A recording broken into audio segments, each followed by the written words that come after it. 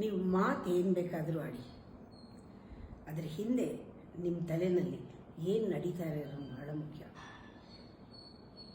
ನಿಮ್ಮ ತಲೆಯಲ್ಲಿ ಯಾವಾಗಲೂ ಒಬ್ಬರ ಬಗ್ಗೆ ಅವ್ರು ಸರಿ ಇಲ್ಲ, ಅವ್ರು ಹಾಗೆ, ಇವ್ರು ಹೀಗಿರಬೇಕಾಗಿತ್ತು, ಹಾಗಿರಬೇಕಾಗಿತ್ತು, ಅವ್ರು ಹಂಗೆ ಮಾಡಬೇಕಾಗಿತ್ತು, ಹಿಂಗೆ ಮಾಡಬೇಕಾಗಿತ್ತು, ಸರಿ ಮಾಡಲಿಲ್ಲ, ನನಗಿಷ್ಟ ಆಗಲಿಲ್ಲ ಅಂತೆಲ್ಲ ಯೋಚನೆ ಮಾಡ್ತಿರ್ತೀರ. ಅವ್ರು ಫೋನ್ ಮಾಡಿದಾಗ, ನೀವು ಫೋನ್ ಮಾಡ್ತಾರೆ ಅಂತ ಗೊತ್ತಾದಾಗ ರೆಡಿ ಆಗ್ತೀರ.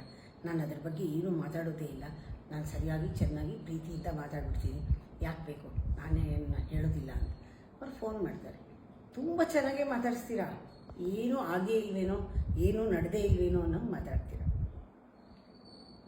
ಅಂದರೆ ಅವ್ರು ಯಾವ ರೀತಿ ತಗೊಳ್ತಾರೆ, ನಿಮ್ಮ ಮನಸ್ಸಿನಲ್ಲಿ ಏನು ಯೋಚನೆ ಇದೆ ಅದಕ್ಕೆ ರಿಯಾಕ್ಷನ್ ಬರುತ್ತೆ. ಅದಿನ್ನೂ ಒಳಗಡೆ ಅವ್ರಿಗೆ ಕೆಲಸ ಮಾಡ್ತಾ ಇರುತ್ತೆ.